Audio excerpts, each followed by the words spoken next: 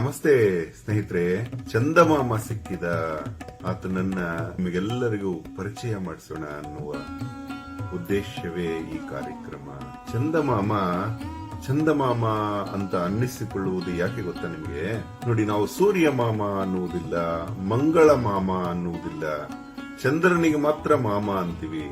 ಅಮ್ಮ ನಮಗೆ ತುತ್ತು ತಿನ್ನಿಸಬೇಕಾದ್ರೆ ಪ್ರತಿ ದಿವಸ ಚಂದಮಾಮನನ್ನು ತೋರಿಸಿ ಉಪ್ಪು ತುಪ್ಪ ಅನ್ನ ತಿನ್ನಿಸ್ತಾ ಇದ್ರು. ನೆನಪಿದೆಯಾ ನಿಮಗೆಲ್ಲ? ಆ ಚಂದಮಾಮನ ಮಾಮ ಅಂತ ಪರಿಚಯ ಮಾಡಿಸ್ಕೊಳ್ಳೋರು ಅಮ್ಮ. ಯಾಕೆ? ಮಾಮ ಅಂದ್ರೇನು? ಅಮ್ಮನ ತಮ್ಮ ಅಂತ. ಈ ಚಂದಮಾಮ ಅಮ್ಮನ ತಮ್ಮ ಹೇಗಾದ? ಚಂದಮಾಮ ಅಮ್ಮನ ತಮ್ಮ ಆಗುವುದಾದ್ರೆ ಅಮ್ಮನಿಗೂ ಅವರಮ್ಮ ತುತ್ತು ತಿನ್ನಿಸುವಾಗ ಚಂದಮಾಮ ಅಂತಾನೆ ಹೇಳ್ತಿದ್ರು. ಅಂದ್ರೆ ಅವರಮ್ಮನ ತಮ್ಮನು ಹೇಗಾದ? ಇದು ಇವತ್ತಿನ ವಿಶೇಷ. ಏನಂದ್ರೆ ಚಂದಮಾಮ ಮಾಮ ಹೇಗಾದ ಅಂತ. ನೋಡಿ, ಭೂಮಿಯ ಆರಂಭ ಕಾಲದಲ್ಲಿ ಪುರಾಣಗಳು ಹೇಳುವ ಹಾಗೆ ದೇವತೆಗಳು ರಾಕ್ಷಸರು ಸೇರಿ ಅಮೃತ ಮಂಥನ ಮಾಡಲು ಮಂದಾರ ಪರ್ವತವನ್ನ ಆಶ್ರಯಿಸ್ತಾರೆ. ಮಂದಾರ ಪರ್ವತ ಇಂದಿಗೂ ಚೈನಾದಲ್ಲಿ ಕೈಲಾಸ ಪರ್ವತದ ಎದುರು ಮಾನಸ ಮತ್ತೆ ರಾಕ್ಷಸ ಸರೋವರ ಅಂತಿದೆ, ದಂಡೆಯ ಮೇಲಿದೆ. ತುಂಬಾ ಅದ್ಭುತವಾದಂತಹ ಮಂದಾರ ಪರ್ವತ. ಪಾರ್ವತಿಯ ತಪಸ್ಸಿನ ದಿನಗಳು ಅಲ್ಲೇ ಕಳೆದದ್ದು. ಅವರು ಆ ಮಂದಾರ ಪರ್ವತದ ಪಾವಿತ್ರ್ಯತೆಗೋಸ್ಕರ ಅದನ್ನೇ ಮಂಥನಕ್ಕೆಂದು ಬಳಸ್ತಾರೆ. ಹಾಗೆ ಬಳಸಬೇಕಾದ್ರೆ ಮಂದಾರ ಪರ್ವತದ ಶಿಖರದಲ್ಲಿ ಆಮೆಯ ಮೇಲೆ ಮಂಥನ ಆರಂಭ ಆಗುತ್ತೆ. ಆದಿಶೇಷನೆ ವಾಸುಕಿಯೇ ಅದಕ್ಕೆ ಹಗ್ಗವಾಗಿ ಬಳಸ್ತಾರೆ. ಆಗ ಅನೇಕ ವಿಚಾರಗಳು ಆ ಮಂದಾರ ಪರ್ವತದಲ್ಲಿ ಉದ್ಭವ ಆಗುತ್ತೆ. ಲಕ್ಷ್ಮಿ ಉದ್ಭವ ಆಗ್ತಾಳೆ. ಅಂದ್ರೆ ಮಂದಾರ ಪರ್ವತದ ಮಗಳು ಲಕ್ಷ್ಮಿ, ವಿಷ್ಣು ಆಕೆಯನ್ನ ಕೈ ಹಿಡಿದು ಮದುವೆ ಆಗ್ತಾನೆ.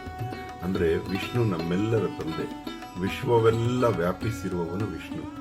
ಅವನು ತಂದೆಯಾದಲ್ಲಿ ಅವನ ಪತ್ನಿ ನಮಗೆ ತಾಯಿಯಲ್ಲವೇ ಲಕ್ಷ್ಮಿ. ಇನ್ನು ಲಕ್ಷ್ಮಿಯ ನಂತರ ಮಂದಾರ ಪರ್ವತದಲ್ಲಿ ಲಕ್ಷ್ಮಿಯ ಒಡ ಹುಟ್ಟಿದವನು ಯಾರು ಅಂದ್ರೆ ಚಂದ್ರ. ಇನ್ನು ಲಕ್ಷ್ಮಿಯ ಅಮ್ಮನಾದರೆ ಚಂದ್ರ ಮಾಮನಲ್ಲವೇ?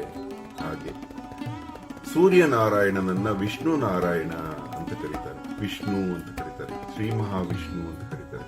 ಈ ಜಗತ್ತಿನ ಎಲ್ಲ ಪ್ರಕಾಶ ಕೊಡುವ ಸೂರ್ಯರು ಶ್ರೀಮನ್ನಾರಾಯಣರೇ. ಹಾಗಾಗಿ ಸೂರ್ಯ ನಮ್ಮ ತಂದೆ, ಚಂದ್ರ ನಮ್ಮ ಮಾಮ. ಇಷ್ಟೇ ಗೆಳೆಯರೆ ಇದರ ಅರ್ಥ. ಇನ್ನು ಮಂಗಳನನ್ನ ಅಣ್ಣ ಅಂತ ಕರೀತಾರೆ. ಯಾಕಂದ್ರೆ ಮಂಗಳ ಭೂಮಿಯ ಪುತ್ರ, ನಾವೆಲ್ಲ ಭೂಮಿಯ ಮಕ್ಕಳಲ್ವಾ. ನೋಡಿ ಎಷ್ಟು ಚೆನ್ನಾಗಿದೆ ಸಂಬಂಧಗಳು. ಇಂದು ವಾರದ ಹೆಸರು ಸೋಮ, ತಿಂಗಳ ಹೆಸರು ತಿಂಗಳು, ಮೃಗದ ಹೆಸರು ಶಶ, ಬಿಂದುವಿನ ಹೆಸರು, ಉದಕೋದ್ಭವ ಸೌಮ್ಯನ ಹೆಸರು, ಔಷಧಿ ಭೂರಮೆಯ ಹಸಿರು, ಚಂದ್ರ ನಮ್ಮೆಲ್ಲರ ಉಸಿರು ಅಲ್ವೇ? ಹೀಗೆ ಚಂದ್ರನನ್ನ ಅನೇಕ ಹೆಸರುಗಳಿಂದ ಕರೀತೀವಿ. ಚಂದ್ರನಿಗೂ ಉದಕೋದ್ಭವ ಅಂತ ಕರೆಯುವುದು ಯಾಕೆಂದ್ರೆ ನೀರಿನ ಹುಟ್ಟಿಗೆ ಕಾರಣನಾದವನು ಚಂದ್ರ ಅಂತ.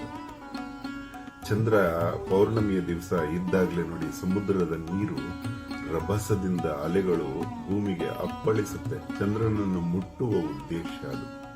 ಔಷಧಿ ಅಂದ್ರೆ ನಮ್ಮ ಜಗತ್ತಿನಲ್ಲಿರುವ ಎಲ್ಲ ಸಸ್ಯೌಷಧಿಗಳು ಚಂದ್ರನಿಂದಲೇ ನಮಗೆ ಅಲ್ವಾ? ಮತ್ತೆ ಚಂದ್ರನಿಗೂ ಮನಸ್ಸಿಗೂ ಏನೋ ಸಂಬಂಧ ಇದೆ. ಎಲ್ಲಾ ಮನೋಕಾಯಿಲೆಗಳು ಪೌರ್ಣಮಿ ಮತ್ತು ಅಮಾವಾಸ್ಯೆಯಂದು ಉಲ್ಬಣವಾಗುತ್ತೆ. ಅಮಾವಾಸ್ಯೆಯನ್ನು ಚಂದ್ರನ ಕಾಣದೇ ಇದ್ದಾಗ ಉಲ್ಬಣವಾಗುತ್ತೆ ಅಲ್ವಾ? ಪಶ್ಚಿಮದ ವಿಜ್ಞಾನಿಗಳು ಇದನ್ನೇ ಒಪ್ಪುತ್ತಾರೆ. ಚಂದ್ರ ಸಿಕ್ಕದ, ಎಷ್ಟು ಚೆನ್ನಾಗಿದೆ ಚಂದ್ರ ನೋಡಿ. ಆತನನ್ನ ಶಶಬಿಂದು, ಶಶಾಂಕ ಅಂತ ಕರೀತಾರೆ. ಧನ್ಯವಾದ ಗೆಳೆಯರೆ. Thank you very much.